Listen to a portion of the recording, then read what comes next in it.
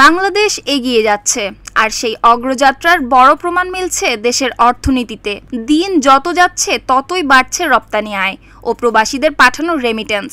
এই দুটি খাতেই দেখা যাচ্ছে নজরকাড়া সাফল্য, যার ইতিবাচক প্রভাব পড়ছে বৈদেশিক মুদ্রার রিজার্ভে। বিশেষজ্ঞরা বলছেন, চলমান ধারায় থাকলে খুব শিগগিরই দেশের রিজার্ভ $50 বিলিয়ন স্পর্শ করতে পারে। দেশে অর্থনৈতিক ব্যবস্থাপনায় যেভাবে পরিবর্তন এসেছে তাতে ডক্টর মোহাম্মদ ইউনূসের নেতৃত্বে বাংলাদেশ আবার ঘুরে দাঁড়াচ্ছে। আগে যেখানে অর্থ পাচার আর দুর্নীতির কারণে রিজার্ভ ছিল ধসে পড়ার পথে, সেখানে এখন প্রতিটি সূচকই বলছে উল্টো গল্প। ডক্টর ইউনূসের হাত ধরে ঘুরে দাঁড়িয়েছে রপ্তানি খাত, বেড়েছে বৈদেশিক আয়ের প্রবাহ, যা হতভম্ব করে দিয়েছে সমালোচকদের। ভোরের আকাশে আজকের এই প্রতিবেদনে আমরা জানাচ্ছি কিভাবে নানা বাধা পেরিয়ে অর্থনৈতিক চাকা আবারও ঘুরছে।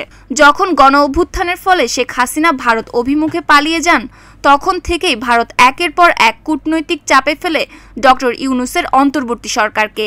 কিন্তু ভারতের ষড়যন্ত্র সফল হয়নি। আন্তর্জাতিক পরিমণ্ডলে দক্ষ কৌশলী হিসেবে পরিচিত ডক্টর ইউনূস সেসব বাধা কাটিয়ে একের পর এক খাতে নিয়েছেন কার্যকর উদ্যোগ। আজ বাংলাদেশের অর্থনীতি দিন দিন ভারত নির্ভরতা থেকে বেরিয়ে আসছে। জাতীয় রাজস্ব বোর্ড NRB এর তথ্য অনুযায়ী 2024-25 অর্থবছরের প্রথম 9 মাস জুলাই থেকে মার্চ দেশের রপ্তানি আয় হয়েছে $37.19 বিলিয়ন, যা আগের বছরের একই সময়ের $33.61 বিলিয়নের তুলনায় 10.63% বেশি। শুধু মার্চ মাসেই রপ্তানি হয়েছে $4.25 বিলিয়ন, যা 2024 সালের মার্চের তুলনায় 11.44% বেশি। অর্থনীতির আরেকটি শক্তিশালী দিক হল প্রবাসী আয়ের ধারায় অভূতপূর্ব গতি। 2024 সালের আগস্ট থেকে ধারাবাহিকভাবে বেড়েছে রেমিটেন্স। প্রতি মাসেই তৈরি হচ্ছে নতুন রেকর্ড। হুন্ডি ও অর্থ পাচারের বিরুদ্ধে কার্যকর পদক্ষেপ নেওয়ায় প্রবাসীদের পাঠানো বৈধ অর্থের পরিমাণ উল্লেখযোগ্যভাবে বেড়েছে। ডক্টর ইউনূসের নেতৃত্বে গঠিত অন্তর্বর্তী সরকার দায়িত্ব নেওয়ার পর থেকেই এই প্রবাহে গতি এসেছে। এর ফলে রিজার্ভ ও সামগ্রিক অর্থনীতিতে এসেছে দৃশ্যমান স্থিতিশীলতা। 2025 সালের মে মাসের 7 তারিখ পর্যন্ত দেশে এসেছে $25.27 বিলিয়ন রেমিটেন্স, যা দেশের ইতিহাসের সর্বোচ্চ। মার্চ মাসে এসেছে $2.29 বিলিয়ন, যা একক মাস হিসেবে সর্বোচ্চ রেকর্ড।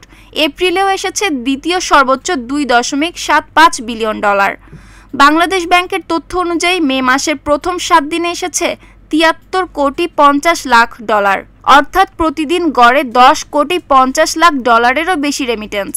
বিশ্লেষকদের মতে এই ধারা অব্যাহত থাকলে চলতি মাসেই মোট রেমিটেন্স $3 বিলিয়ন ছাড়িয়ে যেতে পারে। সবশেষে বলতে হয়, এই আর্থিক অগ্রগতির পেছনে সবচেয়ে বড় অবদান যাদের, তারা হলেন প্রবাসীরা।